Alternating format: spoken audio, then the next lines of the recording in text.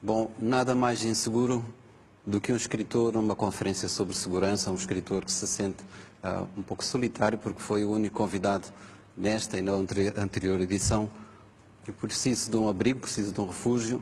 É um texto que eu vou ler, o Presidente tinha dito que eu deveria falar espontaneamente, não sou capaz em 7 minutos. Eu escrevi este texto que vou ler, chama-se Morar o Medo. O medo foi um dos meus primeiros mestres. Antes de ganhar confiança em celestiais criaturas, aprendi a temer monstros, fantasmas e demónios. Os anjos, quando chegaram, já era para me guardarem. Os anjos atuavam como uma espécie de agentes de segurança privada das almas. Nem sempre os que me protegiam sabiam da diferença entre sentimento e realidade. Isso acontecia, por exemplo, quando me ensinavam a recear os desconhecidos. Na realidade, a maior parte da violência contra as crianças sempre foi praticada não por estranhos, mas por parentes e conhecidos. Os fantasmas que serviam na minha infância reproduziam esse velho engano de que estamos mais seguros em ambiente que reconhecemos. Os meus anjos da guarda tinham a ingenuidade de acreditar que eu estaria mais protegido apenas por não me aventurar para além da fronteira da minha língua, da minha cultura e do meu território. O medo foi, afinal, o mestre que mais me fez desaprender. Quando deixei a minha casa natal, uma invisível mão roubava-me a coragem de viver e a audácia de ser eu mesmo. No horizonte vislumbravam-se mais muros do que estradas. Nessa altura, algo me sugeria o seguinte, que há neste mundo mais medo de coisas más do que coisas más propriamente ditas.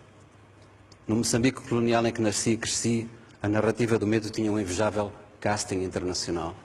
Os chineses que comiam crianças, os chamados terroristas que lutavam pela independência e um ateu barbudo com o nome alemão.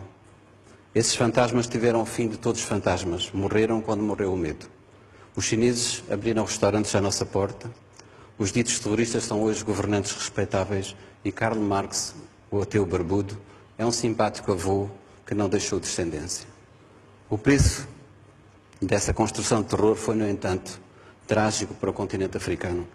Em nome da luta contra o comunismo cometeram-se as mais indizíveis barbaridades. Em nome da segurança mundial foram colocados e conservados no poder alguns dos ditadores mais sanguinários de toda a história.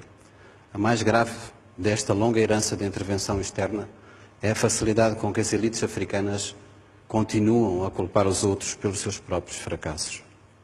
A Guerra Fria esfriou, mas o manicaísmo que a sustinha não desarmou, inventando rapidamente outras geografias do medo ao Oriente e ao Ocidente. E porque se trata de entidades demoníacas, não bastam os seculares meios de governação. Precisamos de intervenção com legitimidade divina. O que era ideologia passou a ser crença, o que era política tornou-se religião, o que era religião passou a ser estratégia de poder. Para fabricar armas é preciso fabricar inimigos. Para produzir inimigos é imperioso sustentar fantasmas. A manutenção desse alvoroço requer um dispendioso aparato e um batalhão de especialistas que, em segredo, tomam decisões em nosso nome. Eis o que nos dizem. Para superarmos as ameaças domésticas precisamos de mais polícia, mais prisões, mais segurança privada e menos privacidade. Para enfrentarmos as ameaças globais, precisamos de mais exércitos, mais serviços secretos e a suspensão temporária da nossa cidadania. Todos sabemos que o caminho verdadeiro tem que ser outro. Todos sabemos que esse outro caminho poderia começar, por exemplo, pelo desejo de conhecermos melhor esses que de um e de outro lado aprendemos a chamar de eles. Aos adversários políticos e militares juntam-se agora o clima, a demografia e as epidemias. O sentimento que se criou é o seguinte: a realidade é perigosa, a natureza é traiçoeira e a humanidade é imprevisível.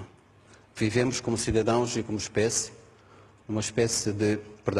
vivemos como cidadãos e como espécie em permanente situação de emergência. Como em qualquer outro estado de sítio, as liberdades individuais devem ser contidas, a privacidade pode ser invadida e a racionalidade deve ser suspensa. Todas estas restrições servem para que não sejam feitas perguntas como, por exemplo, estas: por que motivo a crise financeira não atingiu a indústria do armamento? Por que motivo se gastou apenas no ano passado $1,5 trilhão de dólares em armamento militar? Por que razão os que hoje tentam proteger os civis na Líbia são exatamente os que mais armas venderam ao regime do Coronel Gaddafi? Por que motivo se realizam mais seminários sobre segurança do que sobre justiça? Se queremos resolver e não apenas discutir a segurança mundial, teremos que enfrentar ameaças bem reais e urgentes.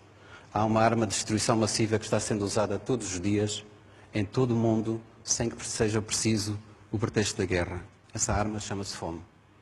Em pleno século XXI, 1 em cada 6 seres humanos passa fome.